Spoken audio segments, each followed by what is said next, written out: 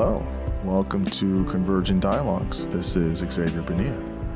On this episode, I am speaking with Zoe Chance. Zoe is a writer, teacher, researcher. She has her doctorate in behavioral sciences from Harvard and currently teaches at Yale School of Management. She's had many appearances and consulted for many big firms and businesses, and she is the author of the book, Influence is Your Superpower, The Science of Winning Hearts, Sparking Change, and Making Good Things Happen. And that's the book we talk about in this conversation. We start by talking about what is influence, defining it, and why it's important. We talk about some of the misconceptions of influence. We discuss her reframing of Daniel Kahneman System 1 and System 2. She has a really nice, clever way of kind of reframing it and making it a little bit more tangible for people to kind of understand. We talk about the necessity of saying no, why that's important, why people should learn how to do this. We talk about elements of negotiations and how to spot red flags. This was a really, really wonderful conversation. Zoe has such a warm and really, bright energy about her. And she's very, very enthusiastic about her research, which is always wonderful to see. Again, this just felt very much like a conversation, which is always nice. Interviews are good, but it's always nice when it feels conversational.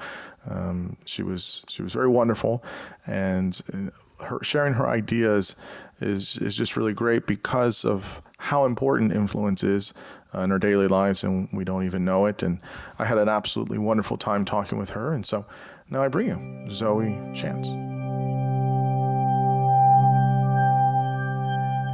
I'm here with Zoe Chance. Zoe, thank you so much for coming on the podcast. I'm greatly looking forward to talking with you about your book. So thanks for coming on.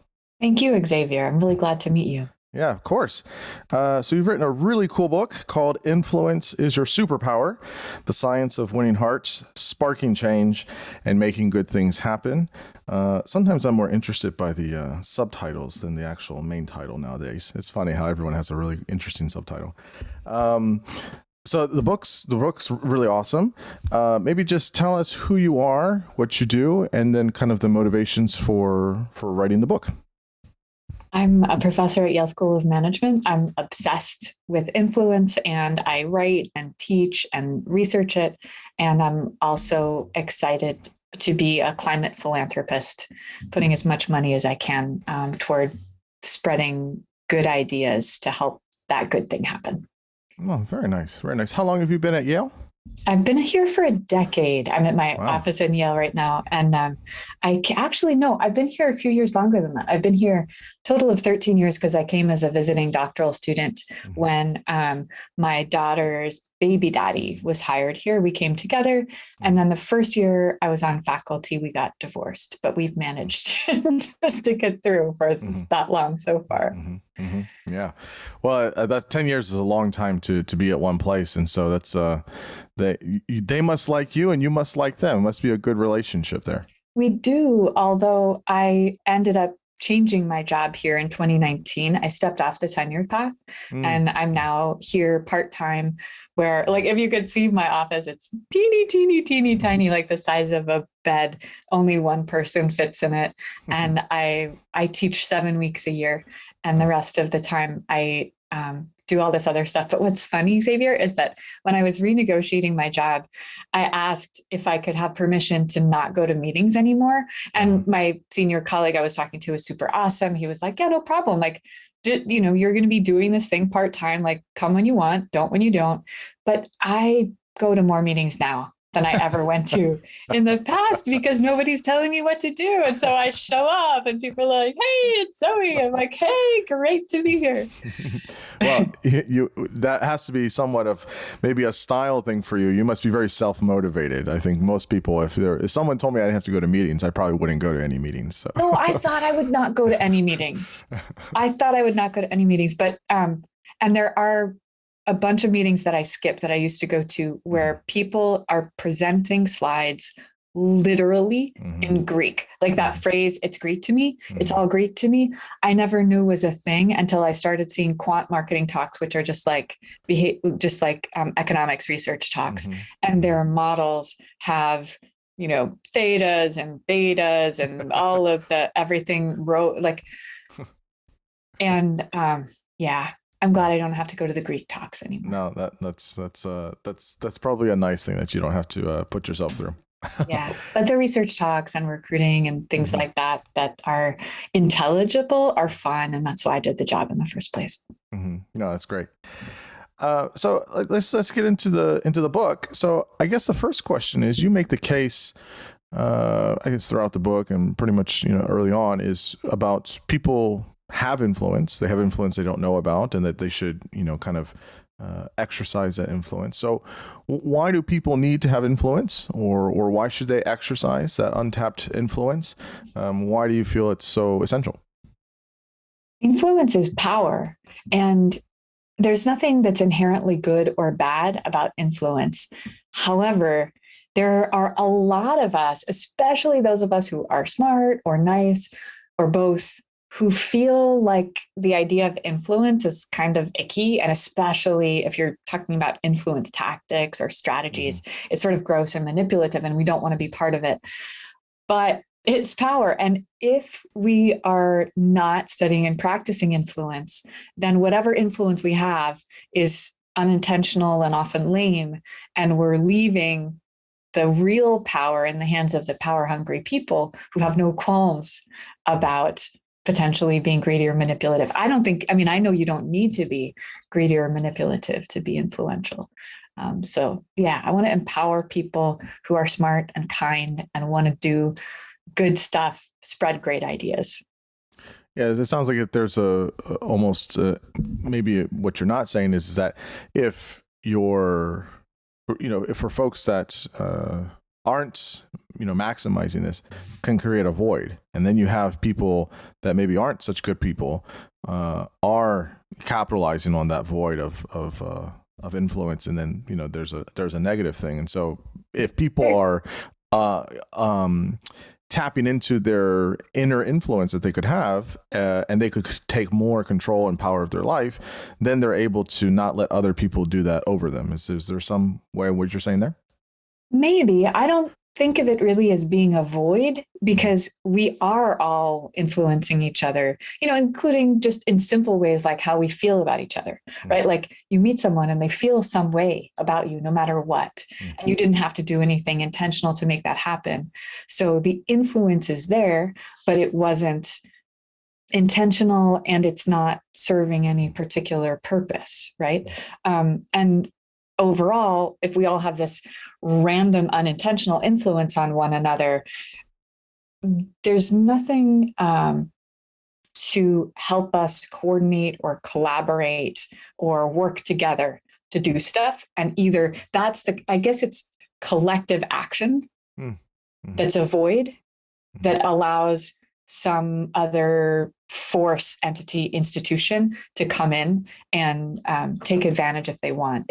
Influence isn't ultimately just defensive. It's certainly generative as well. But defense is an important part of it too. Yeah.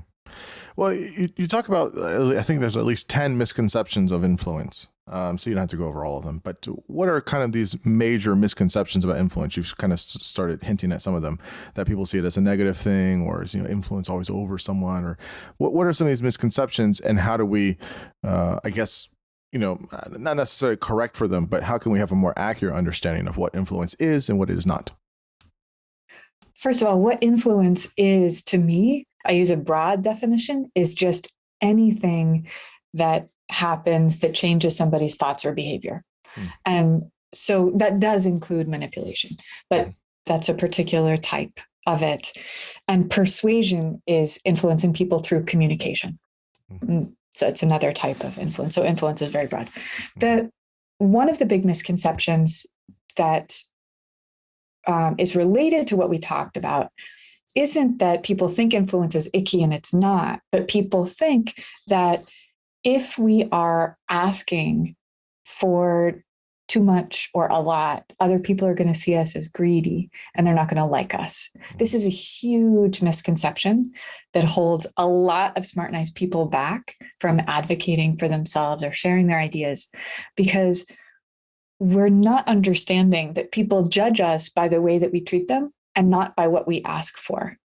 And there are all kinds of ways that we can ask for a lot, or that we can say no. That's another way that another misconception is that if we say no to people, they're not going to like us. And I talk about a lot of different ways of asking, a lot of different ways to say no, which ultimately most of them come down to just intentionally expressing warmth.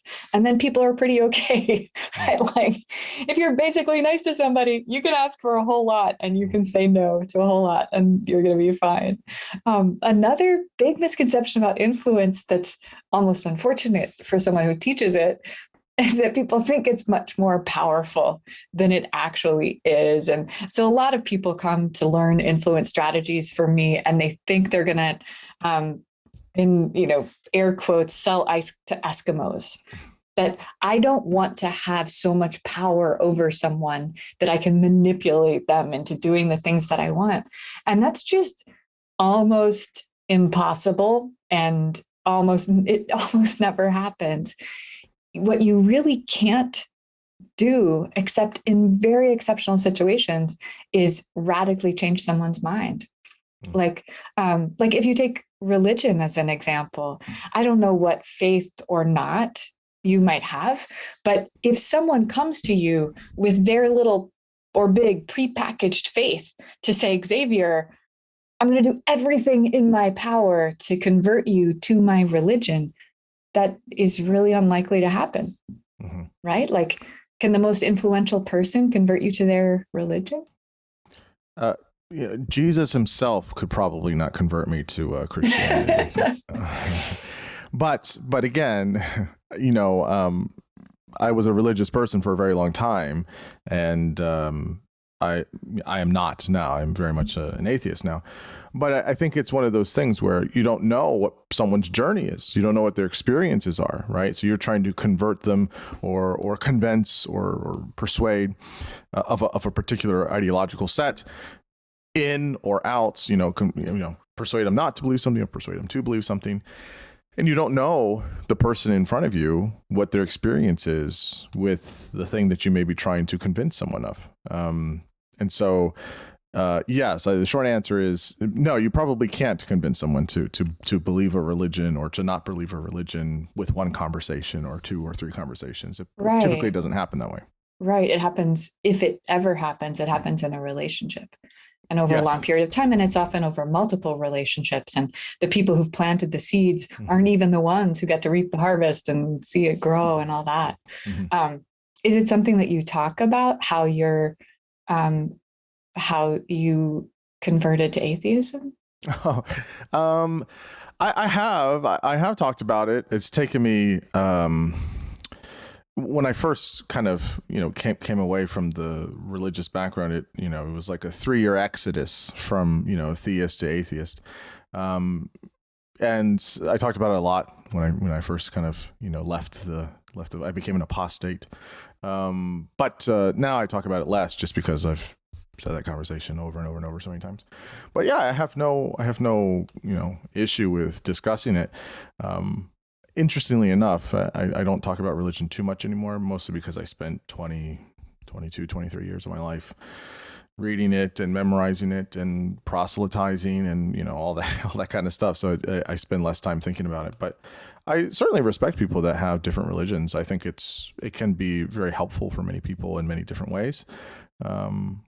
And in some ways, I can almost have a type of, empathy or compassion for people that do believe, because I was there, for a long time. And so I get what it's like to really believe something, and what it's like to, figure out that that's maybe not the correct way of viewing the world, and then what that feels like. And so I actually do have a lot of compassion for people that do believe.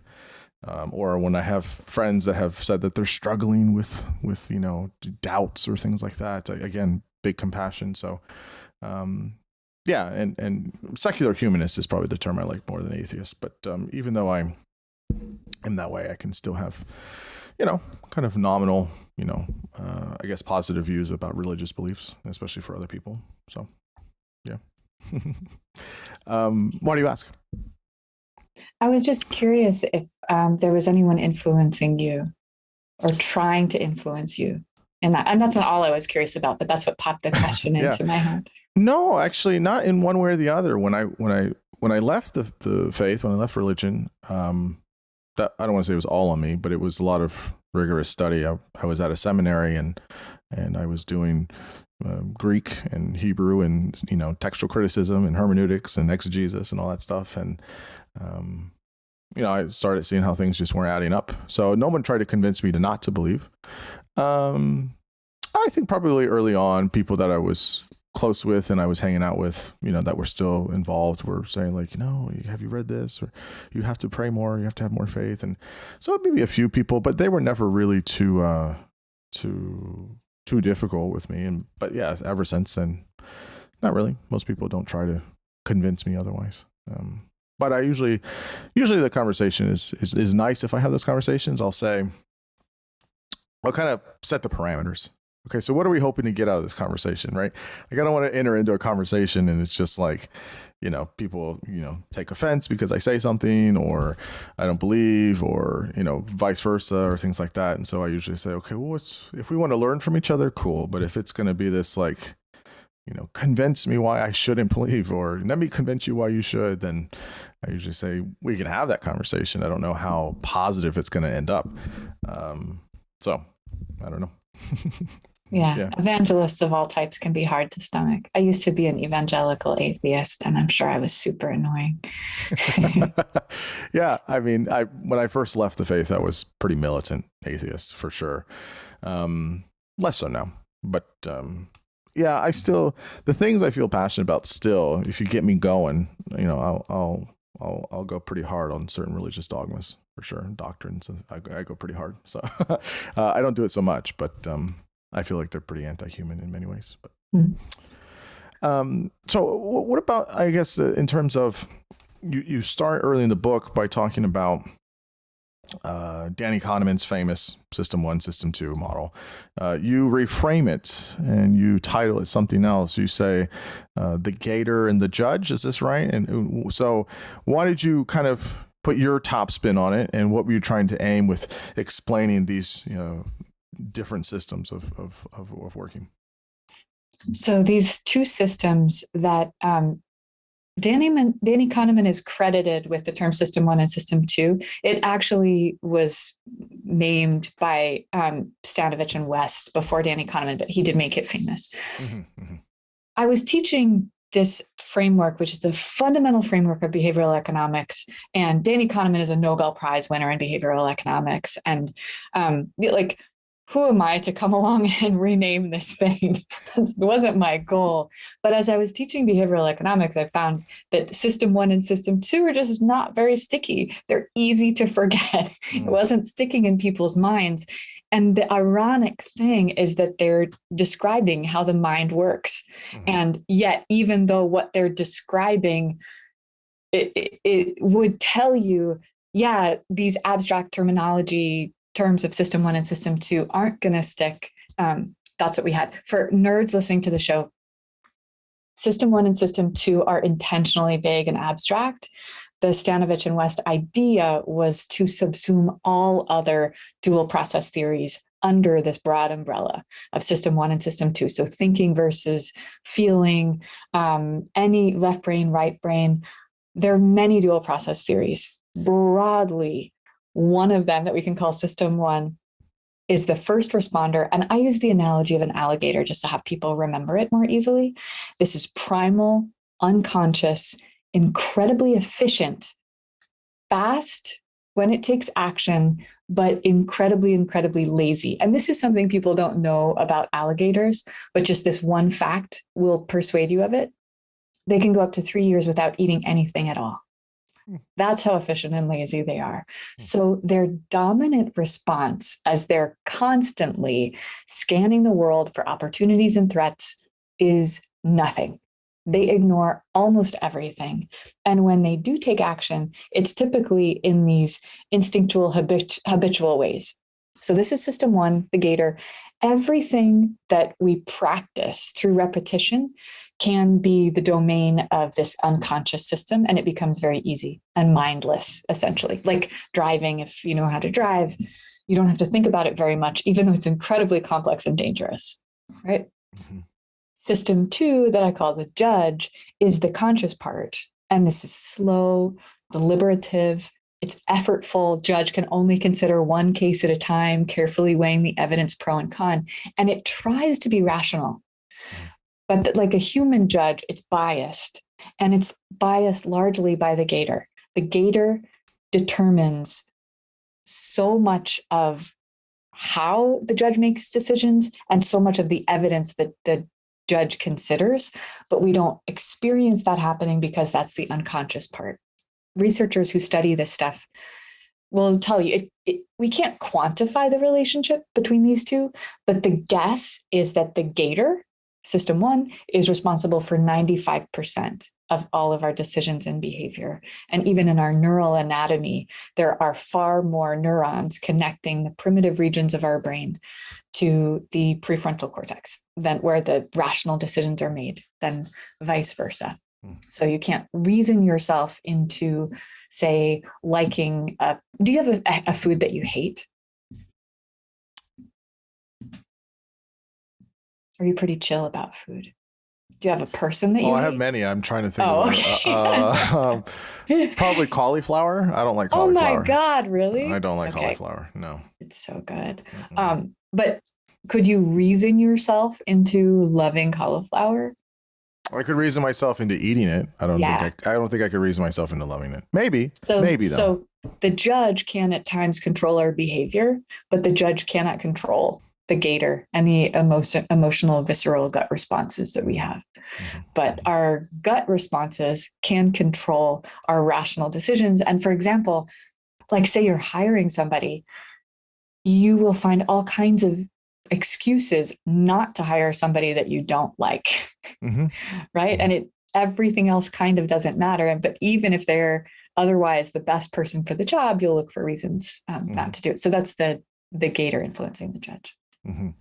And so how with this, especially with the gator component, how does attention and motivation work in here, right? Into the system 1 gator category. So our conscious attention is the judge, but there's just very little of it, vanishingly small. And this is analogous to our visual processing system, where you can only see in fine detail an area that is I think it's 1/10 of 1% of your retina, but now I'm second guessing myself. It might be 1% of your retina. In any case, at least 95% of everything that you see is actually blurry, and the gator is just guessing at it. So we have very little conscious attention focused on only one thing. And what we have is a lot of unconscious attention and a lot of guesses at the world. And if we want to influence someone's behavior, first of all, we might not need their conscious attention at all. And if listeners have been interested in nudges and behavioral economics, most of these don't even rise to the level of conscious attention, but they influence behavior a lot, including in domains of life and death. And if we want to get somebody's conscious attention, then typically we have to go through the gator to get it. Like if you want to give somebody information and have them make a good decision, they have to be interested in that information before they're going to pay attention to it and before they're going to process it in the way that you want. And when they're interested or motivated, so that's the domain of the gator, then the judge can do the rationalization thing that leads them to make this decision that feels very rational and is along the lines of what they wanted, which is potentially what you were hoping that they might choose. So this would I would assume, have to be somewhere on the individual basis, yeah? Because we don't know what someone will or will not like, how we can influence someone as opposed to someone else. It would have to land on the individual, because everything else would be some sense of a heuristic, no? Like if I say like, well, you're in this group or this category, so I'm going to try and, because of these things, I can assume or I can make some inferences that, this is what will work to try and influence you for this. But that I could see that breaking down. No, you would have to use it on the individual. How would it work, I guess, in that way? So people are more or less similar to one another. There are some individual differences, but most people are mostly the same in most things. So you can take a guess, right? Or take a stab. And I come from the background of real world marketing, also sales, where when you talk about influence and you look at any outreach on media or social media, we're doing one-to-many influence, right? We're looking to influence a large number of people at the same time.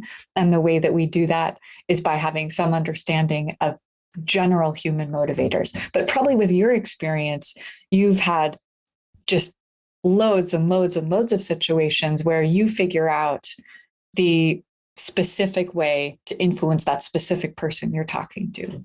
Is that right? Sort of. I think you're right. I mean, obviously there are certainly patterns with humans, right? There's patterns with human behavior, most certainly. I mean, no resistance for me on that point. I guess it depends on what you're trying to convince someone or persuade someone or influence someone on. So if it's to buy something, sure. I think that there's enough from social psychology and from, behavioral research that can tell you, X, Y, and Z, these certain antecedents, this is going to have these outcomes, etc. But I guess it depends more on things such as maybe certain ideas or certain belief systems. I think it might be a little bit more complex, where the group assumptions start to break down, I guess, for certain folks. Certain folks are going to say like, no, I don't want to believe that, or that doesn't make sense, or there's some kind of cognitive dissonance that's there. So I guess it depends. Maybe I could certainly see like on a marketing selling point, there are things that, kind of hold true. Like if it's financially prudent, if it's, has some type of pragmatics to it, sure. There's some things that will translate. And for other people, it can just be some of the bells and whistles on something, and that can be enough to persuade. It just depends on what it is at a group level. But I do think when you have maybe certain ideas, especially now that so many people have access to information, I could see it being much harder to have some influence. Do you agree or disagree on that point? Or where I definitely agree with you is that interpersonal influence from one human being to another is incredibly powerful. I believe it's underappreciated. And that's where I focus now, although I do have a background in marketing. And it's interesting to me to see that the roles where people are influencing individual humans are better compensated than the roles where people are doing mass influence. Like even if you just look between marketing and sales, salespeople are compensated way better than marketing people. But when you look at leaders of organizations and, like in academic institutions, as you rise to becoming a dean or becoming a president, your role is interpersonal influence and you're doing fundraising. Like, let's say you work in business and consulting or banking or law. As you rise up in the organization, you become a partner and your whole job is making deals. In politics, I think it's really interesting that lobbyists get paid more than politicians. And the lobbyist's job is to influence the politicians, whose job ostensibly is to influence laws and each other. So you talk about in the book also about saying no, right? This was interesting. I had to really kind of I had to kind of like step outside myself for a minute because I typically don't have this issue. Congratulations. That's amazing. I don't really know. Like, and I think I'm nice about it when I say no. I don't always like it, but it was interesting. It was like, I kind of took my like 30,000 foot view and I was like, there are people that have this challenge. Like there are people that like really don't know how to say it, or they really struggle, and like yikes, that's a super essential. And I had to like really like think about it from that perspective. And so I guess the question I have is, do you think that's an intuitive thing that people already know that they should say no, or that they can say no and they just don't act on it? Or do you feel like it's something they have to learn?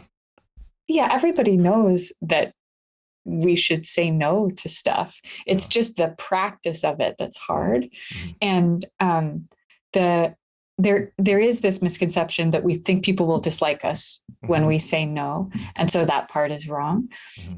But what people don't realize about saying no, this it feels magical to me, peace, is that when you're comfortable saying no, you get more comfortable hearing no. Mm-hmm. And when you're comfortable hearing no, you can more easily and comfortably ask for stuff. And because you don't pressure the other person, they are, in fact, more inclined to say yes. So you're getting comfortable saying no leads through the breadcrumb chain to other people being more inclined to say yes to you. And that's something that people don't understand at all. But you know what, Xavier, you might be the first person I've ever talked to who's comfortable saying no to anyone in any context. Is it really, like, I get that you are usually comfortable saying no, but is there any one area of your professional or personal life that you could feel like, oh, that would be hard? I mean, I'm trying to think like what I've had to say it to like a boss, like directly. I usually frame it in this way. I'll say, are you asking or are you telling me that if this is a discussion, okay, I'm going to say no. But if this is a directive, like you got to do this, and like there's just no discussion, okay, then that's on me. I either say like, no, I'm not going to do it and maybe risk some, being penalized, or I just accept it. So I think I try and find, am I on thin or thick ice here, right? If this is a conversation where we can have that, I'll say, this is, and there are some things that are just non-negotiables, right, for me. And yeah, that really just, I think, starts at the beginning when you start a job, is how do you enter the job and how do you kind of set the parameters for yourself? Yeah. There's plenty of jobs to find. For many folks, I think. And so it's like, okay, like might not be the job you like, but if you don't want to work in an environment where the person is pressuring you or doing these things, you can look elsewhere, I think. But yeah, I would say that's a key part of how does the relationship start, to then say, okay, like here's where I'm at, and so I would say, to answer your question, I would say that's probably sometimes difficult, but I would say I try and feel out what's the tenor of the conversation, right? If it is more of a kind of like, yes, that's kind of in the mix. It's not like a firm directive. I have said that. It doesn't feel great, but if I think it's important for myself or my professional development, I'll say, no, I think I'm going to hold out on this, or let me think about that. I'm not okay with doing that right now. Let me, I'll find ways of saying no, and move forward. And yeah, so I think that's probably the one area. But how about when you were single, someone expressing romantic interest that wasn't reciprocal? Is that hard? I don't want to be too honest, and I feel like people will be like, oh, wow, what a jerk. Because it was easy. No, we're like, I'm sorry, I'm not interested in you that way, or I'm not really considering that at the moment, or something like that. I think it's how you say it and in what context. Yeah. I always, I guess for me, I can only speak for myself, I'm trying to be considerate of the other person's feelings and situation, right? So if I know, like someone says, they're interested and I'm not, I would try to keep that person's feelings in mind and say, I want to be honest and say, look, I'm not, but how can I say that where it might be tough, but like, I don't want to be, mean. I don't want to be an asshole, but I can still say, no, I'm not interested in that way. Is it easy to say no to your daughter? Yes. Yes, it is. But I mean, sometimes I got to be dad, and I got to be, it's not, it's one of those things where I think about it in terms of, okay, what is it? What's the context? Am I being reasonable? But I do believe in firm boundaries, I think, to learn how to live in a world of systems and structures. And so me trying to just say like, okay, fine, or give in all the time, that's hurting her in the long run. So but I have to, I don't want to be rigid. I have to be flexible too. So I think I guess where the only thing for me that really becomes difficult is, am I finding the sweet spot of kind of a balance, right? I don't want to be too inflexible, but I don't want to be too permissive. That's usually an issue for me.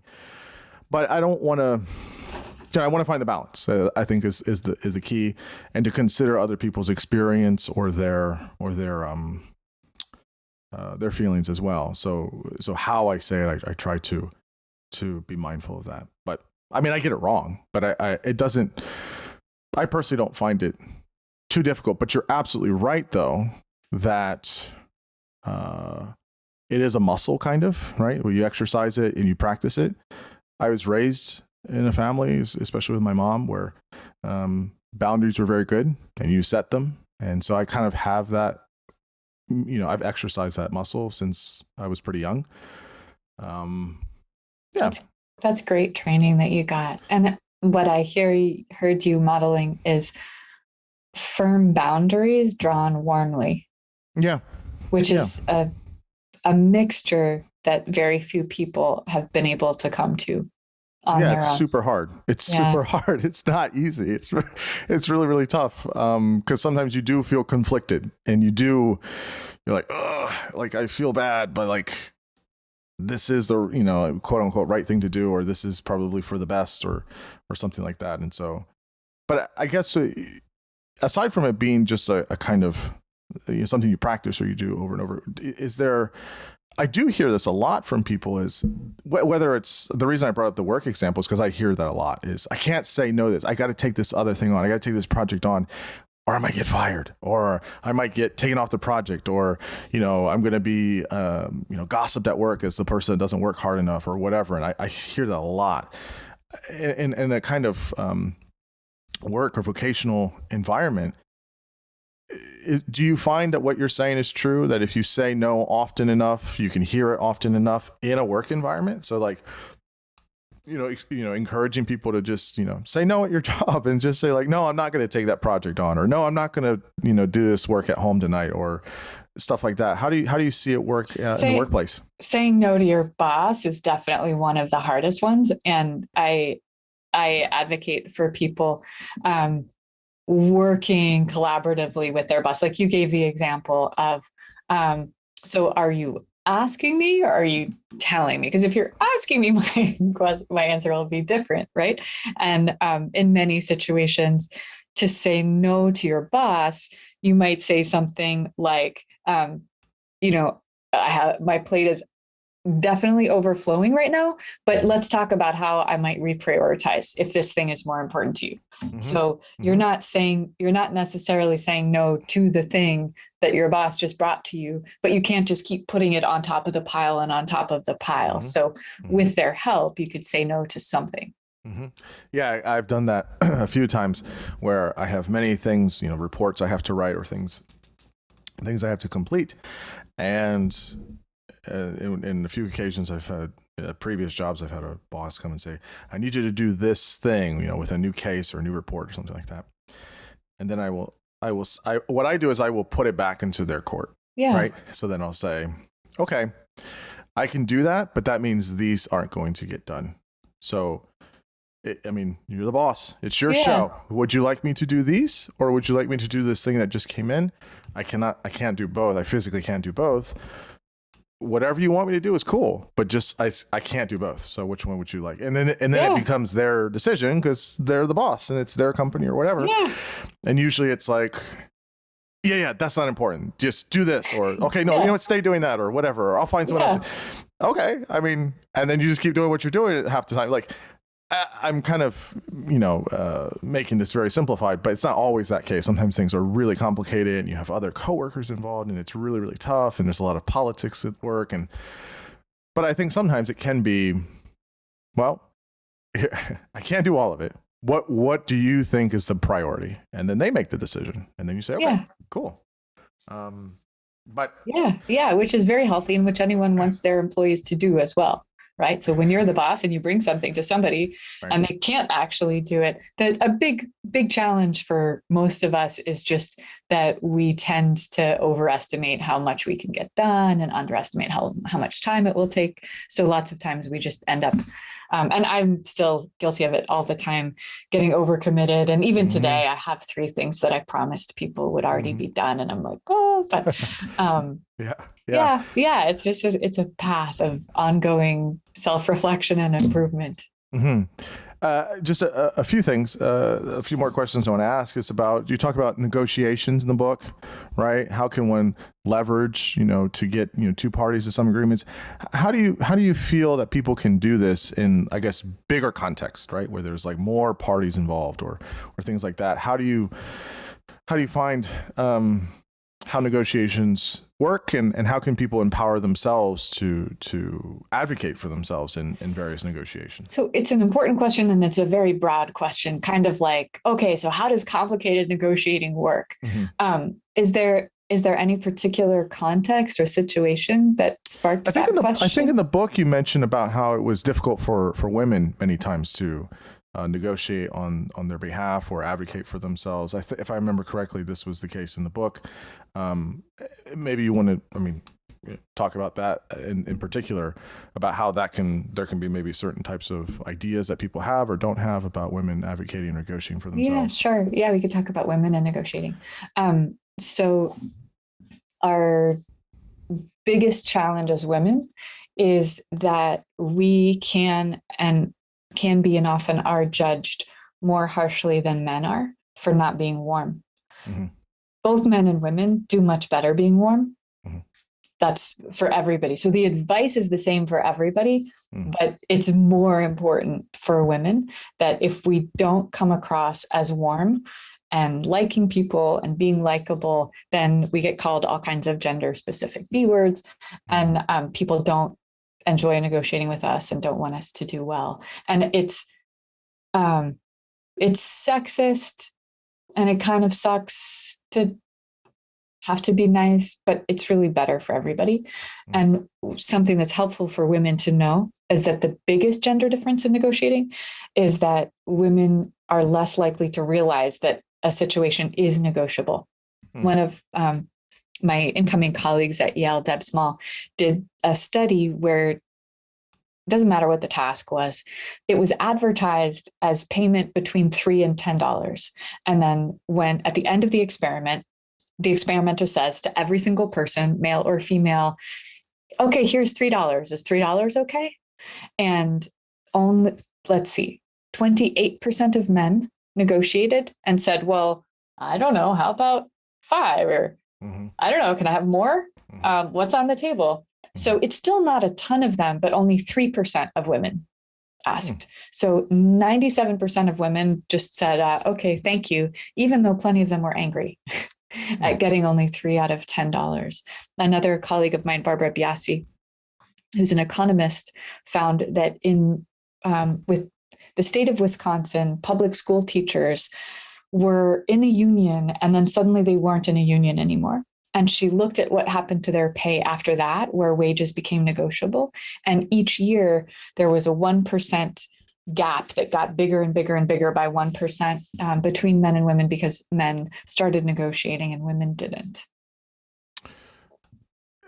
I guess the first question I have is, how can we know that it's the gender variable that is contributing here for why they're, is I'm not saying it's not, but is there any idea that it could be something else or what is it that is kind of in these scenarios that you're giving, where the first one you said 3%, 97% took them $3 and the other reason, is there any? That's a huge gender gap, right? Yes. So it is 7 times as many men are negotiating as women. So what would you be proposing might be the? I have no idea. I have no idea. I had to look at the study. I have no idea. But in a behavioral experiment, that's a very big gap. It's a very big effect. And when you're randomly assigning people to conditions, because it's an experiment. That's a different situation than with Wisconsin school teachers. Like with the Wisconsin school teachers, they're not being randomly assigned to anything. And so what if there was a big cohort of men that started teaching earlier than the women did, or, who knows? And the gap is smaller, but it's a much larger number of people. In the experiment, anytime you're randomly assigning people, when you have a big difference like that, the randomization has already, in theory, taken care of whatever other differences there might be. So like, let's just say difference in ability, age, confidence, things like that. The randomization washes those things away. Okay. Yeah, no, that's helpful to know, because I'm hearing this. I'm like, why is it so large? Like, I mean, the obvious thing would be, okay, gender, but just to, due diligence, like, could there be any other piece? But the point that you're saying about randomization and washing it out is important. Yeah, there could be things that would be experimental design or execution flaws of the type, like if the research assistant who's saying, here's $3, is $3 okay? Say they know the hypothesis of the experiment and they know that it's about gender, and they could be saying that differently to the men and the women. And I didn't run the experiment, and I don't remember, if they explicitly said that the experimenter doesn't know. But that's the kind of extenuating factor that there could be, rather than a difference in the population of people would be very unlikely. Yeah, I see. Yeah, that makes sense. Real quick, last two questions here is you list 9 red flags. You don't have to list all of them, but I guess, so what do you mean by like red flags, or how can we recognize red flags without making snap judgments or overgeneralizing and finding and observing some of these things? So I wrote this book about how to spread great ideas and do wonderful things together. And the reality is that a lot of people are using their knowledge and skills and influence to try to take advantage of you. And usually it's to take your money, sometimes other things. So just to choose one out of the 9 red flags that I write about, the most common, widely used one in any transactional influence situation is going to be urgency. And it's just people making you feel that you need to rush.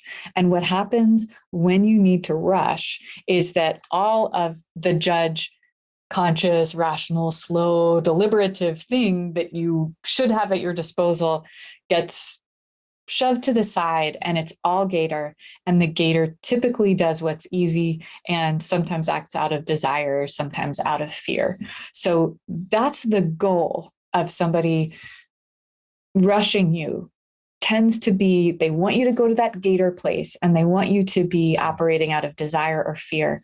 And urgency is the number one sales influence tactic that leads to remorse after you made some particular decision. It leads to regret. And so when you observe somebody trying to rush you, then this is a red flag to say, is the rush real?